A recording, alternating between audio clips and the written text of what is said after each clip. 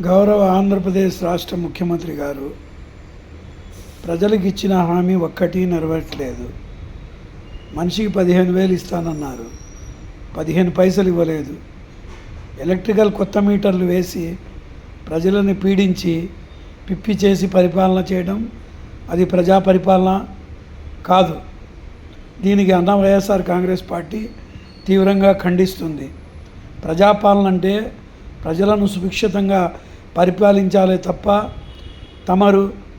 తమ మంత్రిమండలి సభ్యులు విలాసాలకు విదేశాలకు తిరగడం కాదు.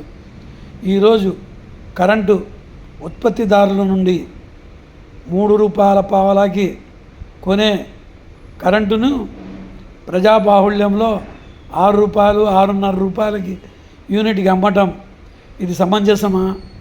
రాష్ట్ర ప్రభుత్వం ప్రజల కోసం పనిచేస్తుందా, బ్రోకర్ పరిపాలన చేస్తుందా అని అన్న YSR Congress party national president Shaik Mahaboob Basha మిమ్మల్ని కోరుతున్నాను.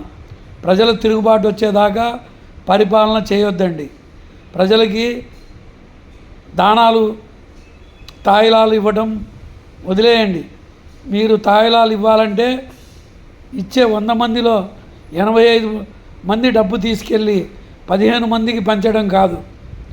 85 మంది 185 మంది చిత్రహింసలకు గురి చేసి 15 మందిని తాయిలాలు ఇస్తే ఇది ప్రజా అభివృద్ధి కాదు. ప్రజల్లో తిరుగుబాటు వస్తుంది. పరిపాలన సక్రమంగా లేదు. ప్రతి పోలీస్ స్టేషన్ దగ్గర బ్రోకర్లు తిరగటం ఎక్కువైపోయింది. పోలీస్ స్టేషన్లు రెవెన్యూ కార్యాలయాల దగ్గర బ్రోకర్లను కట్టడి చేయాలంటే ఖచ్చితంగా command control central monitoring system పెట్టి ప్రతిరోజు పోలీస్ స్టేషన్ల చుట్టూ రెవెన్యూ కార్యాలయాల చుట్టూ విపరీతంగా తిరిగే వాళ్ళని బ్రోకర్లుగా ఎంచి వారిపైన 420 చీటింగ్ కేసులు ఓపెన్ చేయాలని, అటువంటి కార్యాలయాల అధికారులను వెంటనే సస్పెండ్ చేయడము రిమూవ్ చేయడము చేయాలని అన్న వైఎస్ఆర్ కాంగ్రెస్ పార్టీ కోరుతూ వక్స్ ఆస్తుల్ని అన్యాక్రాంతం జరిగినటువంటి విజయవాడ గాలిబ్ షహీద్ దర్గాలో ఎల్లంపల్లి శ్రీనివాస్ గాలిబ్ షహీద్ దర్గా ఆస్తులపై గోడౌన్లు కట్టి లక్షల అద్దె తీసుకుంటున్న వైనంపై విచారణ వెంటనే జరిపించాలని, అదే కాక వక్స్ బోర్డులో హిందూయేతరులను ఉద్యోగులను పెట్టకుండా